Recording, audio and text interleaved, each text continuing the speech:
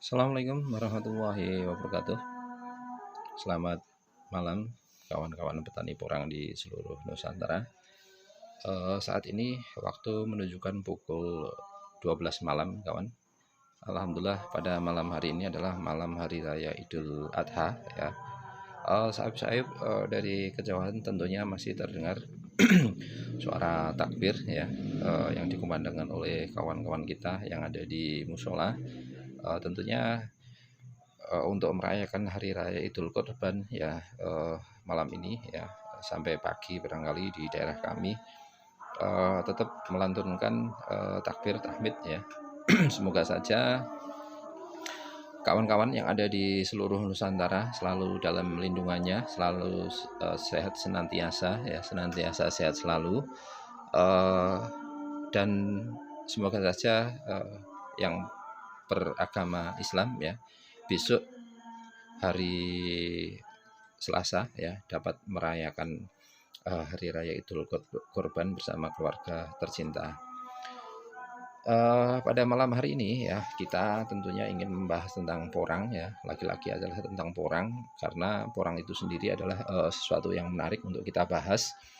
Dan tentunya adalah ketika saat ini ya di tahun 2021 terutama di bulan Juli ya, tepatnya di tanggal 19 Juli 2021 ya, bahwa harga umbi produksi itu kurang lebih adalah lebih rendah ya dibandingkan daripada tahun yang lalu.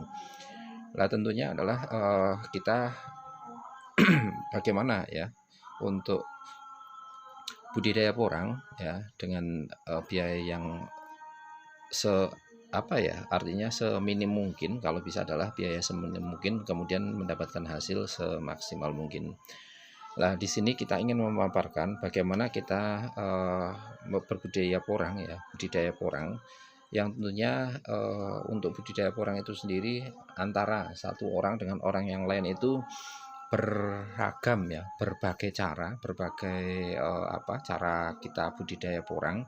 Ada yang suka tanam losdol ya, artinya bibit ini kita masukkan ke lahan tanpa olah lahan, tanpa pupuk barangkali, kemudian nanti ditunggu beberapa tahun baru kita panen. Ada pula yang bagaimana kita tanam porang ya, artinya kalau bisa adalah semusim panen dengan perawatan yang intensif ya, tentunya adalah untuk mengembalikan modal yang sudah kita keluarkan dan tentunya ada laba yang didapatkan. Nah kemudian untuk budidaya porang itu sendiri ya antara satu orang dengan orang lain juga beragam target ya. Yang dimaksud adalah target. Ada orang yang budidaya porang targetnya adalah umbi-umbi mini untuk dijual sebagai umbi bibit. Kemudian ada orang yang bagaimana budidaya porang kemudian umbinya kalau bisa sebesar mungkin ya, umbinya adalah sebesar mungkin. Maka untuk dapat 1 kilo ini masih terbilang kecil ya, maka dibudidayakan sebesar-besarnya, kalau bisa adalah panen minimal adalah 5 kilogram. Nah oleh karena itu mari kita hitung bersama ya, kira-kira budidaya porang dengan target adalah umbi bibit, dan kemudian bagaimana budidaya porang targetnya adalah umbi produksi, kira-kira nanti dengan biaya yang dibutuhkan ya, itu kira-kira nanti hasil akhir ketika setelah panen kira-kira mendapatkan hasil yang lebih menguntungkan yang mana. Oleh karena itu kita bahas bersama-sama. Kalau saya sendiri ya untuk menanam porang ya, target adalah satu musim panen dengan target adalah umbi sekilo. Kita menggunakannya adalah menggunakan katak super ya, katak super ini katak yang kurang lebih ukurannya sekilo isi 100 kawan ya, sekilo isi 100, kurang lebih besarnya segini ya, kurang lebih besarnya segini. Ini adalah katak yang sekilo isi 100 dengan target adalah semusim panen menggunakan katak super isi 100 dan targetnya adalah 1 kilo umbi produksi. Nah kemudian kalau kita hitung ya, kalau targetnya adalah umbi produksi kawan ya, umbi produksi, kira-kira biaya yang dibutuhkan berapa, kemudian hasil akhirnya berapa. Ini kembali lagi adalah di sini kita menyampaikan ini adalah kalkulasi secara hitung-hitungan matematika ya. Dan tentunya adalah kita juga memperhitungkan resiko yang didapatkan ketika budidaya porang itu tetap ada. Nah, oleh karena itu kita hitung serealistis mungkin ya, serealistis mungkin. Nah, kemudian nantinya adalah kira-kira hasil yang didapatkan itu kira-kira berapa. Sekali lagi ini adalah estimasi saya pribadi ya, perhitungan saya pribadi.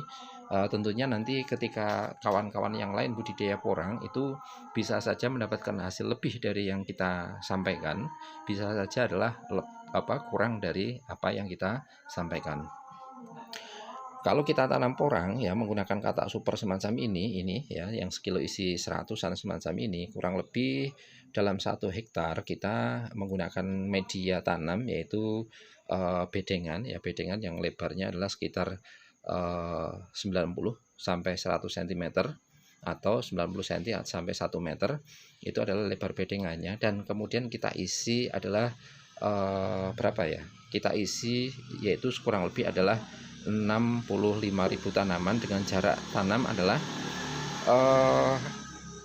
kalau kita anggap adalah meja ini adalah sebuah bedengan ya, ini jarak jarak di tiap bedengan itu kita menggunakan jarak 30. Kemudian jarak di antar baris ya, jarak antar baris kita gunakan adalah jarak 25 kawan. Nah, kurang lebih didapatkan jarak semacam ini ya. Dalam 1 hektar itu kurang lebih bisa terisi kalau kita hitung dengan menggunakan perhitungan ini isinya adalah 65.000 tanaman. Karena tentunya adalah yang ditanam adalah tanam di lahan sawah ya, tanpa ada naungan. Karena ketika kita tanamnya di bawah naungan tentunya adalah jumlah tanamannya akan lebih sedikit. Karena apa? Ya tentunya adalah karena beberapa bagian lahan itu ditumbuhi oleh tanaman-tanaman keras. Nah, terutama lagi kalau lahannya itu lahan 1 lembar dalam 1 hektar seperti lapangan bola, itu bisa muat sekitar 70.000 tanaman kawan ya, 70.000 tanaman. Nah, karena di daerah kami adalah daerah dengan MDPL 370 ya, terhitung masuknya adalah semi pegunungan ya, tanahnya adalah tanah terasering, maka kita hitung adalah 65.000 tanaman. Nah, kemudian untuk menanam 65.000 tanaman itu kira-kira membutuhkan bibit ini berapa ya. Tentunya kalau ini adalah isinya adalah 100 biji dalam 1 kilo, maka kita membutuhkan adalah kurang lebih 65 atau 650 kg. 650 kg bibit katak ya, dengan isi 100 per kilogramnya, dengan target tanam adalah 650 bukan 650 tapi 65.000 tanaman dalam 1 hektar.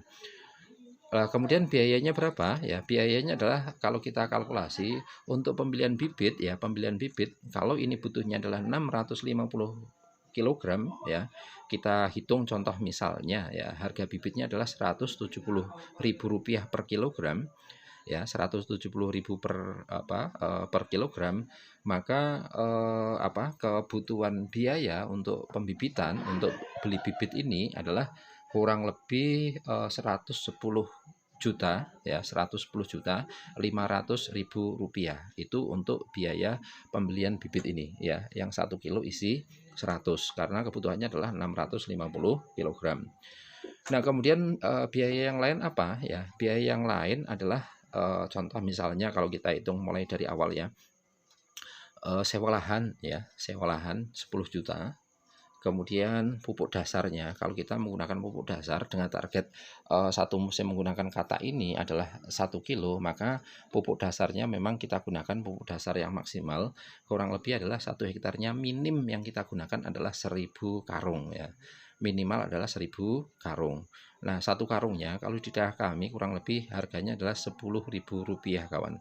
Maka untuk pupuk dasar itu sendiri kita hitung adalah 1.000 ya, 1.000 karung, maka kebutuhan pupuk dasar itu sendiri adalah 10 juta. Kemudian lanjutannya adalah untuk fermentasi pupuk dasar ya. Pupuk dasar itu kan kalau kita dapatkan dari pengepul ataupun dari kandang itu masih berupa kotoran hewan ya, belum menjadi pupuk. Lah, apa bedanya kotoran hewan dengan pupuk ya? Kotoran hewan itu adalah kotoran yang dikeluarkan oleh hewan yang belum difermentasi atau belum diproses karena kandungan di dalamnya itu unsur haranya masih sangat minim ya. Oleh karena itu, agar nanti unsur hara tersebut dapat diserap oleh tanaman, ya terutama adalah tanaman porang, maka proses yang dilakukan adalah difermentasi ya. Artinya ketika kita fermentasi, banyak yang sudah tahu kita adalah menyiramkan ya. Contoh misalnya E4, di mana di dalam E4 itu terkandung bakteri-bakteri pengurai yang baik untuk mengurai kotoran hewan tersebut menjadi pupuk. Kemudian ada pula yang tambahan lain ya, tambahan lain contoh misalnya dalam fermentasi itu ya, fermentasi pupuk ditambahin namanya agen hayati. Nah, agen hayati itu beragam, ada trichoderma, ada mycorrhiza, ada macam-macam lah ya. Itu banyak sekali. Nah, tujuan apa pemberian agen hayati semacam tersebut ya? Tujuannya tentu adalah untuk mengkondisikan lahan karena yang namanya agen hayati itu tentunya adalah sebuah agen ya, agen atau bakteri atau jamur ataupun ya yang lainnya yang terkandung maksud adalah dia adalah jamur ataupun bakteri baik yang tentunya adalah untuk membantu pertumbuhan dari tanaman porang itu sendiri. Kalau saya sendiri mohon maaf saya menggunakan jenis agen hayati namanya Bio2Grow karena kemarin ada beberapa kawan yang tanya agen hayatinya apa ya. Agen hayati yang saya gunakan adalah Bio2Grow. Kalau Bio2Grow itu di pasaran kurang lebih kalau di daerah kami harganya Rp125.000 per liter kawan ya, Rp125.000 per liter. Nah, kandungannya apa saja? Ada mycorrhiza ya, ada lactobacillus ya, ada kalau tidak salah trichoderma, ada macam-macam lah, banyak ya. Itu yang terkandung di dalam Bio2Grow yang kita gunakan. Alhamdulillah tanaman porang kami ya yang sudah kita aplikasikan Bio2Grow semacam itu sehat kawan ya, sehat. Artinya ketika kemarin-kemarin banyak tanaman porang kawan-kawan yang lain itu terserang jamur ataupun terkena penggerek batang atau yang lainnya, tanaman kami alhamdulillah sehat, mayoritas ya sehat, hanya beberapa prosentasenya sangat kecil yang terserang hama. Nah, kemudian ya pupuk dasar tersebut harusnya difermentasi. Ada biaya fermentasi kita hitung contoh misalnya adalah 3.600.000 kawan. Nah, 3.600.000 itu adalah untuk beli plastik penutup untuk fermentasinya ya, kemudian beli E4-nya, beli tetes tebunya, ditambah lagi bayar tenaganya, kemudian lagi kalau ditambah adalah Bio2Grow-nya ya.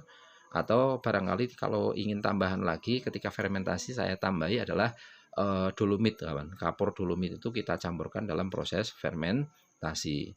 Nah, itu kita kebutuhannya kurang lebih 3.600.000 untuk proses fermentasi. Nah, kemudian kebutuhan yang lain apa untuk budidaya porang? Yaitu adalah olah lahan ya. Olah lahan yang kita gunakan adalah menggunakan kultivator atau namanya traktor tangan ya, hand tractor. Itu kurang lebih dalam pengolahan lahan agar gembur maksimal ya, plus tenaga manusia itu kurang lebih kebutuhan yang kita butuhkan kurang lebih untuk olahan lahan dan penaburan pupuk ya, pupuk yang tadi kohe yang sudah difermentasikan kita tabur ya, tabur ke lahan itu kurang lebih membutuhkan biaya Rp10 juta. Nah, biaya-biaya tadi itu kurang lebih nanti antara satu tempat dengan tempat yang lain tentu akan berbeda ya. Biasanya selisihnya 1, 2, atau 3 juta. Oleh karena itu nanti pengeluarannya pun akan berbeda. Ada yang lebih mahal, ada yang lebih ringan ya. Kemudian biaya yang selanjutnya apa? Biaya selanjutnya adalah penanaman ya. Kalau kita tanam katak semacam ini, kita jelaskan pula. Kemarin ada yang bertanya, kalau tanam katak itu posisinya bagaimana? Seperti ini ya. Ini di atas, miring semacam ini atau tengada semacam ini. Kalau saya sih walaupun nanti sudah tumbuh tunas ya entah di sini entah di sini, kita kalau tanam itu tidak harus melihat tunasnya di sini terus kita hadapkan ke sana, enggak. Kita tanam itu yang penting sudah dilubangi dengan menggunakan sistem ponjo ya. Kalau di daerah kami namanya ponjo. di Jawa itu yang namanya ponjo itu adalah kayu yang dilubangi kawan ya. Kayu yang dilubangi kemudian kayu yang dilubangi yang dilancip ya. Lancip seperti bambu runcing kemudian ditancapkan ke tanah. Nah, di tanah itu akan membekas lubang. Nah, lubang itu namanya lubang tanam yang kita gunakan untuk memasukkan atau menginput bibit-bibit porang tersebut. Ya, kurang lebih kebutuhan untuk penanaman adalah 2 juta rupiah kawan. Nah, kemudian biaya yang lainnya namanya adalah karena ini sudah tumbuh ya, maka biaya selanjutnya adalah pembersihan gulma.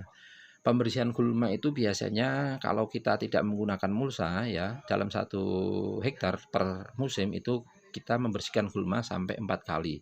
Sekali pembersihan gulma berkisar antara 2 juta sampai 2 juta 500. Nah, kita hitung adalah 2 juta 500 kali 4 kebutuhannya adalah 10 juta rupiah. Kemudian untuk hasil maksimal ya tentunya adalah target katak super menjadi umbi produksi 1 kilo, kita butuh pupuk susulan. Pupuk susulannya kita menggunakan pupuk kimia kawan ya, pupuk kimia ya, itu dosisnya tidak banyak. Contoh misalnya ini adalah 2 tanaman ya, 2 tanaman semacam ini ya. Itu kita memberikan pupuk kimia di tengah-tengah ini ya, di tengah-tengah ini ya, di tengah-tengah ini. Nah, di tengah-tengah ini adalah dosisnya adalah kurang lebih 1 sendok teh kawan. Ya, di antara 2 tanaman ini adalah 1 sendok teh. Nah, kemudian kita pemberian pupuk susulannya pun kita sampaikan langsung di sini ya, karena kemarin ada yang bertanya, pupuk susulan itu kapan? Ya, pupuk susulan yang kita gunakan ketika kita merawat tanaman porang itu adalah ketika ya tanaman itu porang itu sudah tumbuh ya. Pertama kan dia butuh tumbuh batang pertama ya. Setelah tumbuh batang pertama dia akan menumbuhkan tunas susulan. Nah, di saat tunas susulan itu akan muncul, baru di situ kita beri pupuk susulan. Tujuannya apa? Bahwa yang namanya umbi porang ya, umbi porang ini akan terlihat besar atau kecil ya. Indikatornya apa? Indikatornya adalah batang porang itu sendiri. Kalau kita tanamnya adalah katak syukuran ini, kurang lebih besar batang pertama sebesar sedotan kawan. Ya, sedotan es ya. Itu besarnya segitu. Nah, bagaimana kalau batang kedua itu bisa sebesar contoh misalnya jari kelingking?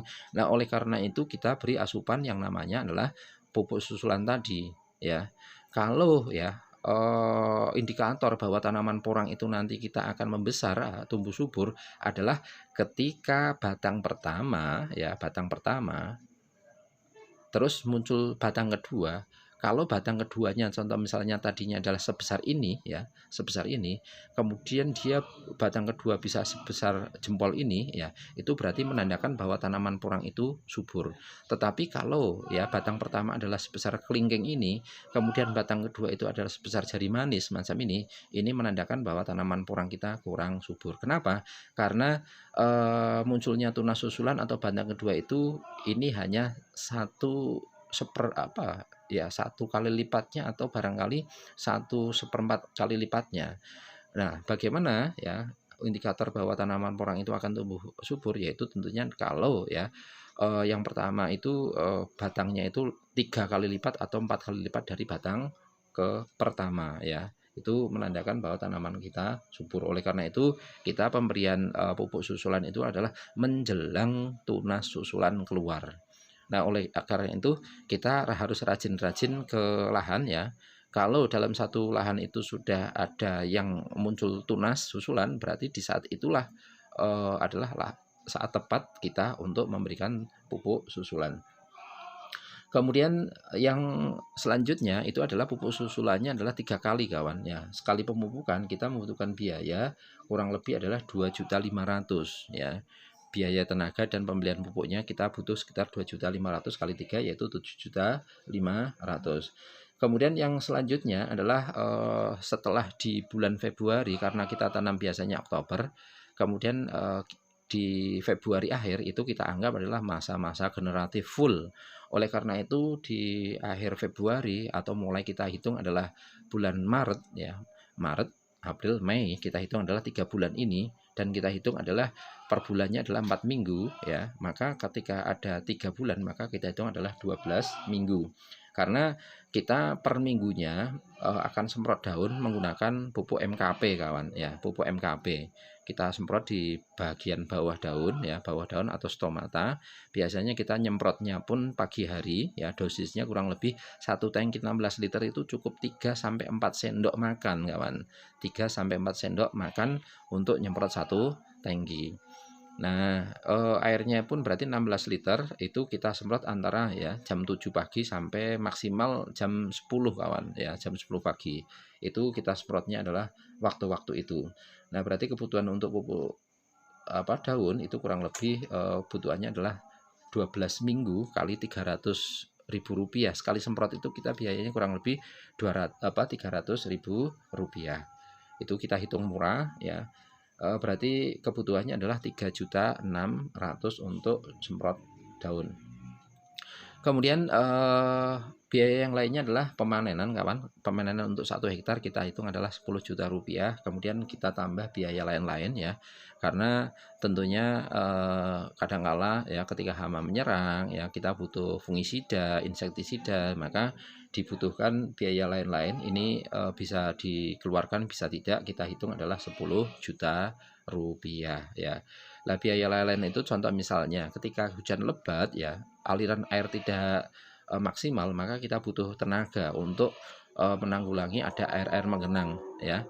Oleh karena itu kita hitung adalah biaya lain-lain adalah 10 juta rupiah. Nah, kemudian total ya mulai dari proses sewa lahan, olah lahan, pupuk dasar dan lain-lain itu kebutuhan biayanya adalah 76.500.000 rupiah. Nah, kalau ditambah tadi biaya pembelian bibit adalah 650 kg kali itu 170 yaitu 110.500.000 rupiah ya, 110 juta 500.000 rupiah, berarti total ya yang kita keluarkan untuk biaya itu ya adalah 187 juta untuk menanam katak super dalam 1 hektar isi 650. Nah, kemudian hasilnya berapa kalau kita tanam adalah menggunakan katak super? Ya, kita hitung rata-rata adalah 1 kilo ya. Kemudian untuk 1 hektar itu kita anggap yang 10.000 kawan, yang 10.000 itu mati ya, gagal kena hama. Berarti kita hitung adalah 55.000 tanaman. 55.000 tanaman ya, kalau ya satu tanaman itu adalah muncul 1 kilo, berarti kita artinya panen adalah 55 ton kawan. 55 ton kalau ya contoh misalnya di harga 7.000 rupiah ya per kilo umbi produksi, maka dihasilkan adalah 385 juta rupiah ya. Hasilnya adalah 385 juta rupiah. Nah, kemudian biaya total tadi dari awal sampai akhir adalah 187 juta 500.000 rupiah ya. 187 juta rupiah ya, 187 juta rupiah. Maka estimasi hasil dalam satu musim ya adalah 198 juta kawan. Ya, estimasi hasil kita panen dari katak super dengan target umbi produksi 1 kiloan. Ya, 1 kilo itu kadang-kala ya ada yang lebih 1 kilo, ada yang di bawah 1 kilo, itu saling menutupi, saling menopang ya. Kalau kita kemarin-kemarin kita tanam katak super semacam itu, alhamdulillah ada yang 1,5 kilo, 2 kilo, 1 kilo, itu di bawah 1 kilo juga ada. Nah, kita rata-rata adalah 1 kilo, maka keuntungan bersih dalam satu musim ya, kita target semusim panen menggunakan katak super yang semacam ini, targetnya adalah umbi 1 kilo, kita menghasilkan laba bersih adalah sekitar 198 juta rupiah. Nah, kita untuk yang katak super tadi hasilnya adalah sekitar 98 juta rupiah. Kita beralih ke katak mini kawan. Ya, kita beralih ke katak mini ya. Katak mini ini kurang lebih ukurannya isi sekitar 500 sampai 750 biji per kilo ya. Atau barangkali ada yang mengatakan 500 up sampai sekitar 1000 biji per kilo. Nah, kalau kita tanam katak-katak mini semacam ini, kira-kira hasil per hektar ya dalam satu musim berapa sih ya? Lebih menguntungkan ini atau ya lebih menguntungkan menggunakan katak super? Yuk kita hitung bareng-bareng. Kalau kita mau tanam katak mini, ini pernah kita bahas di video sebelumnya bahwa kalau saya nanam katak mini semacam ini kita menggunakan jarak adalah berapa ya? Kita menggunakan jarak 10 cm ya, 10 cm. Itu jaraknya kurang segini ya, jaraknya 10 cm. Kalau ya tadi menggunakan bedengan adalah 1 meter, kemudian lebar saluran air 30 cm ya. Kalau kita menggunakan jarak 10 kali 10 cm persegi ya, itu total kurang lebih kita ada sekitar 500.000 tanaman dalam 1 hektar kawan. Saya ulangi lagi, kalau kita menggunakan lebar bedeng 100 cm, saluran air adalah 30 cm dalam 1 hektar ya, menggunakan jarak tanam 10 kali 10 cm kurang lebih ada 500.000 tanaman. Nah, kira-kira kebutuhan bibitnya berapa kilo ya? Estimasinya adalah kita butuh bibit kurang lebih 850 kg kawan ya. Kebutuhan bibitnya adalah 850 kg. Nah, kalau dikali adalah Rp170.000, maka kebutuhan untuk bibit sendiri adalah Rp144.500.000 ya. Rp144.500.000. Nah, kemudian untuk biaya lain-lain adalah sama dengan biaya tadi ya, mulai sewa lahan, pupuk dasar ya, kemudian olah lahan, fermentasi pupuk ya, biaya penanaman, pembersihan gulma, pupuk susulan, pupuk daun ya, pemanenan itu kita anggap sama, kurang lebih biayanya adalah Rp76.500.000. Nah, kalau Rp76.500.000 ditambah dengan ya biaya pembelian bibit ini adalah 850 kg ya. Nanti kurang lebih bijiannya kalau isian 500 sampai sekitar 700 biji, ini isiannya adalah kurang lebih adalah 500.000 biji per hektar kawan. Nah, kemudian estimasi hasilnya bagaimana? Total biayanya berapa? Berarti kita hitung 144 juta untuk pembelian benih, 144.500.000, Rp500.000 untuk pembelian benih ini katak mini. Kemudian untuk olah lahan dan lain-lain adalah Rp76.500.000. Berarti total ketemu biaya adalah Rp187 juta untuk tanam 1 hektar beserta perawatannya. Rp187 juta.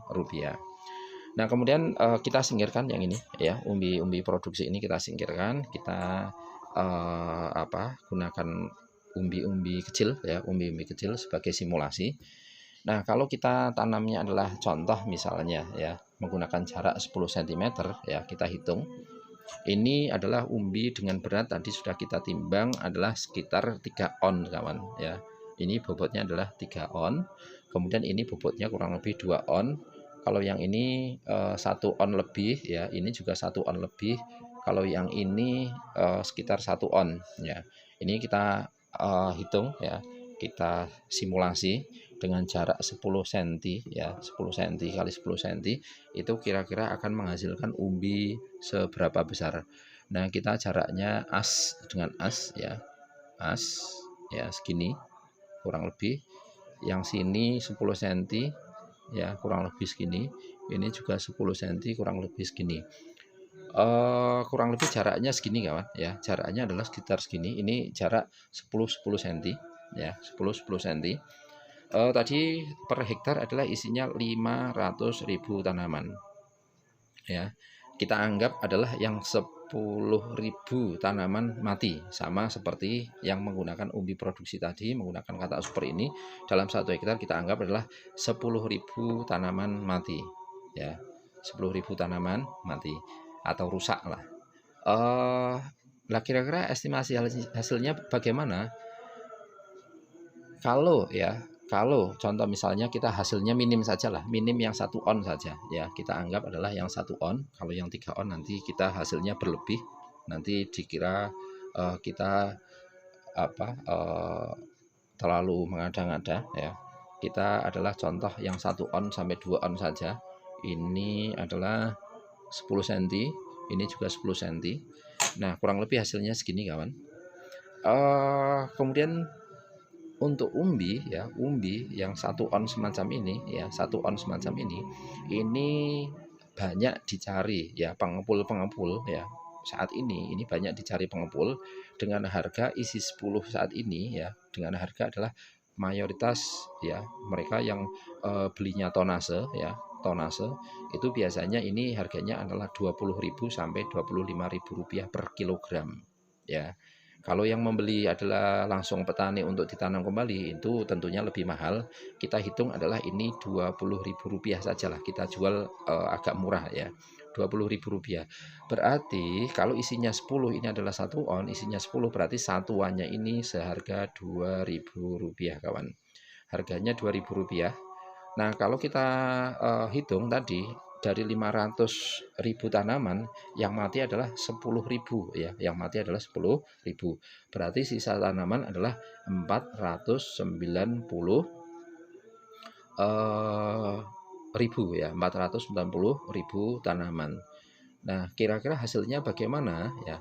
490.000 tanaman dikali ini kalau harganya 2.000 rupiah kawan ya, 2.000 rupiah maka dihasilkan adalah kurang lebih 980 juta rupiah ya, 980 juta rupiah untuk 1 hektar. Nah, kemudian kalau ya biaya macam-macamnya tadi untuk bibit, untuk lahan ya, macam-macam itu habis itu kurang lebih 221 ya. Habisnya adalah 221 juta rupiah ini. Ya, yang ini tadi menggunakan kata mini itu karena ini katanya butuhkannya adalah kurang lebih 850 kg ya, dengan estimasi 1 on ini kita minimkan 1 on ya, itu kurang lebih kita mendapatkan hasil ya kalau kita jual ini per kilo adalah 20.000 atau satuannya adalah 2.000 rupiah kali 590 ribu tanaman itu kurang lebih kita mendapatkan hasil 980 juta rupiah. Kemudian dikurangi biaya lain-lain benih dan olah lahan sampai panen ya, dan biaya lain-lain itu kurang lebih adalah 220 juta rupiah ya, 221 juta rupiah. Nah, berarti berapa hasil bersihnya? Hasil bersihnya adalah kurang lebih 759 juta rupiah kawan ya. 759 juta rupiah.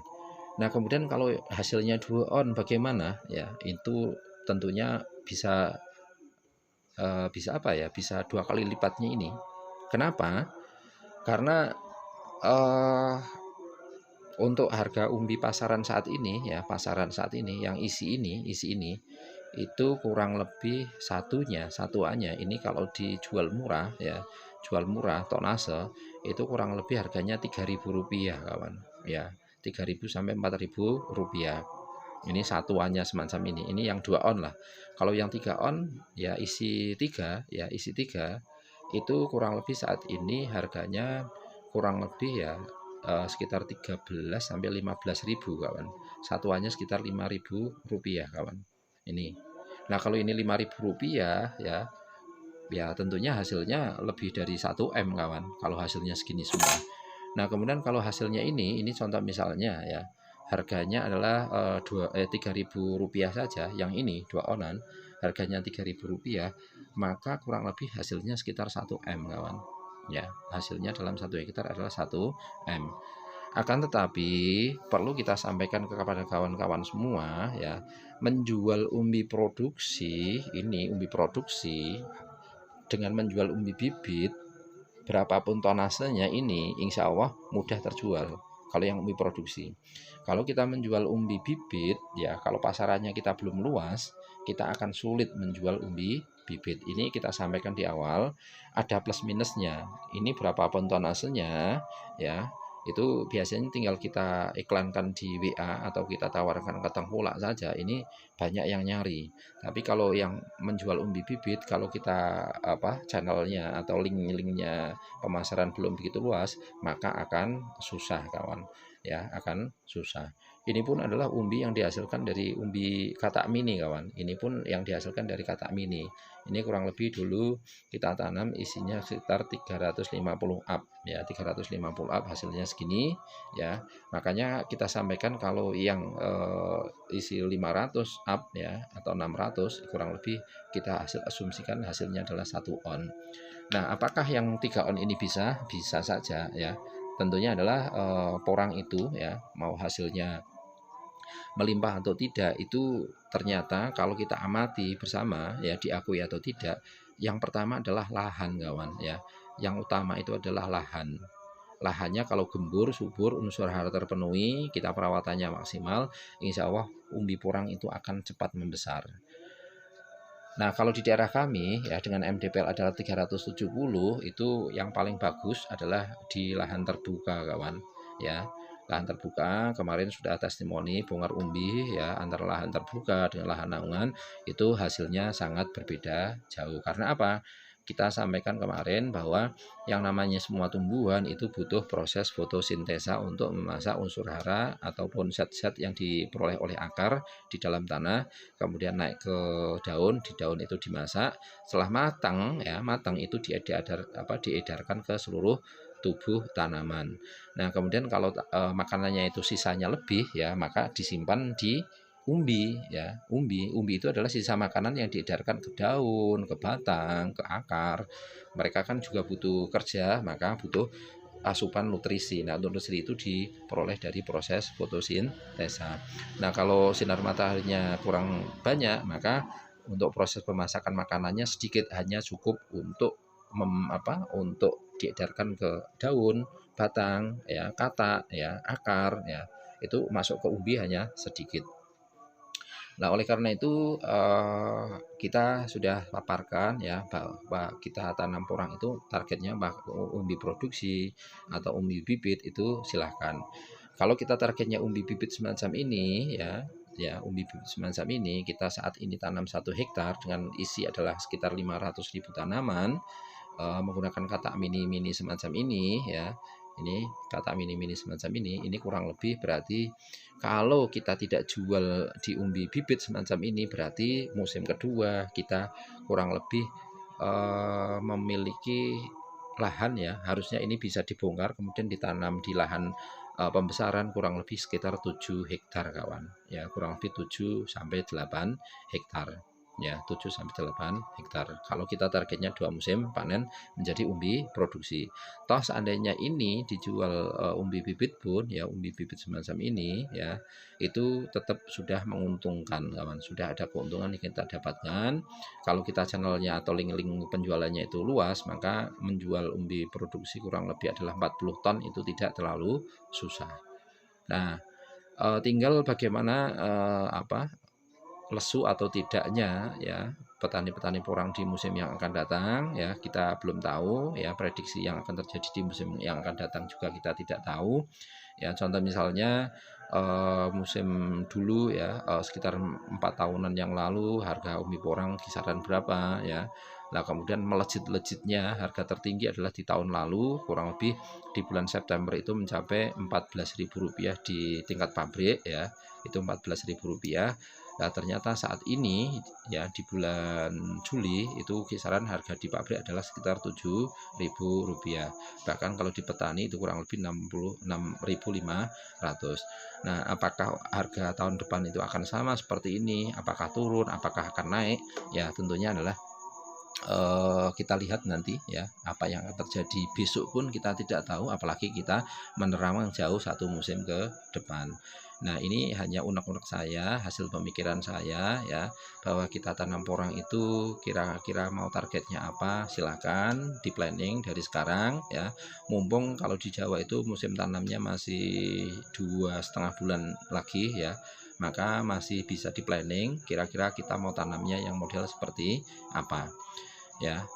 Oleh karena itu kita sampaikan, paparkan semacam ini sebagai tambahan informasi kepada kawan-kawan. Sekali lagi di sini kita tidak mengajak, kita hanya memaparkan informasi yang kita paparkan ya, unek-unek yang kita ada di otak kami kita sampaikan kepada kawan-kawan. kira-kira nanti petani itu ya, petani di seluruh Indonesia kira-kira mau tanam menggunakan bibit apa ya, apakah mau tanam dengan bibit umbi segini, katak mini, katak super ya, atau umbi setengah kiloan atau 1 kilo, silahkan, itu selera ya, selera tergantung ya kemampuan masing-masing petani. Nah, tetapi kita paparkan tadi, ternyata secara hitung-hitungan, kalau kita targetnya 1 tahun panen menggunakan jadi umbi produksi menggunakan kata super ya, kata super, ternyata hasil laba bersih ya, laba bersih dalam satu musim kurang lebih labanya adalah 198 juta rupiah, dengan biaya modal awal adalah 187 juta rupiah. Nah, kemudian kalau kita tanamnya menggunakan kata-kata mini semacam ini ya, kata-kata mini semacam ini targetnya adalah umbi 1 on ya, biaya yang dibutuhkan dalam satu musim adalah 221 juta rupiah, kurang lebih selisih berapa ya, selisihnya adalah 34 juta ya, selisihnya. Modalnya lebih mahal ini menggunakan kata mini, yaitu 34 juta, tetapi hasil akhirnya kalau ini harganya per ini 2.000 rupiah, kurang lebih hasilnya 759 juta rupiah, kurang lebih hasilnya adalah sekitar hampir 4 kali lipatnya umbi produksi ya, hampir 4 kali lipatnya targetnya umbi produksi 1 kiloan. Demikian dulu kawan ya, informasi yang dapat kita sampaikan ya. Ini waktu sudah menunjukkan kurang lebih pukul 1 malam.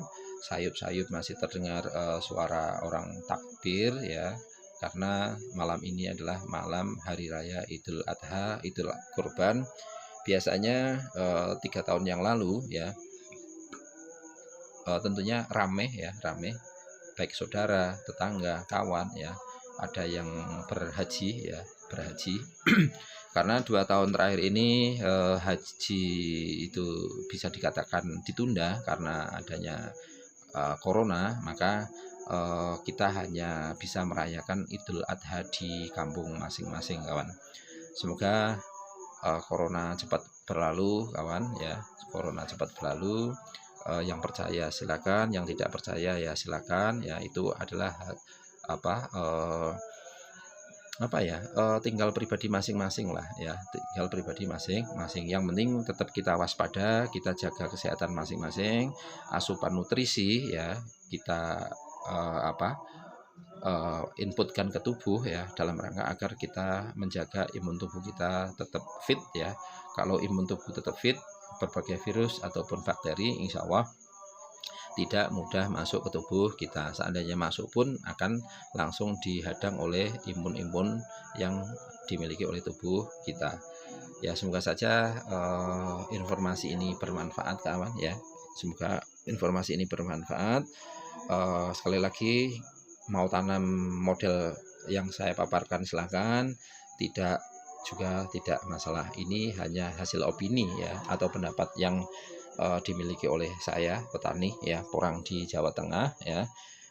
Kira-kira ini prospektif atau tidak ya, itu tergantung nanti dicerna ya, dipelajari betul atau tidak ya, realistis atau tidak, bisa analisa sendiri. Paling tidak gambaran umumnya sudah kita sampaikan ya, tinggal petani masing-masing mau pilih cara yang mana. Apakah kalau kemarin kita paparkan menggunakan umbi belah, 1 kilo kita belah menjadi 7 atau 8 ya, yang setengah kilo kita belah jadi 4, itu juga selera masing-masing. Yang penting semua yang kita sampaikan adalah dalam rangka kawan, dalam rangka kita itu bagaimana tanam porang itu seefektif, seefisien mungkin, dari modal yang kalau bisa adalah seminim mungkin, tetapi hasilnya tetap maksimal ya. Sekali lagi, kalau kita hasilnya dari katak mini semacam ini ya, dapatnya 2 onan lebih ya, 2 onan lebih, kita kurang lebih bisa dapat 1 M. Kalau kita 1 onan semacam ini ya, dalam satu musim kurang lebih kita dapatnya adalah 759 juta rupiah. Demikian dulu kawan ya, informasi yang dapat kita sampaikan. Terima kasih. Selamat ya menunaikan ibadah sholat Idul Adha ya besok pagi. Eh, Kemudian selamat yang beridul kurban ya, menyembelih sapi atau kambing atau barangkali unta. Selamat, semoga ketika sudah mengeluarkan ya hasil rezeki yang kita terima dari Allah, kita aplikasikan ke hewan kurban ya, semoga saja korbannya diterima oleh Allah ya, kemudian rezeki kita menjadi rezeki yang berkah barokah ya. Tentunya kalau rezekinya berkah ya, sekecil apapun ya, rezeki yang kita terima akan terasa nikmat ya. Kemudian kalau rezeki kita itu berkah barokah, sebesar apapun rezeki yang kita terima akan bermanfaat untuk lingkungan sekitar. Dan biasanya kita akan merasa lebih nyaman kawan ya, kita akan merasa lebih nyaman ya. Tetapi kalau rezeki kita bukan rezeki yang berkah barokah, biasanya akan cepat habis ya, ataupun yang lain sebagainya. Nah, selamat menunaikan sholat ya Idul Adha ya, sholat Idul Adha besok pagi.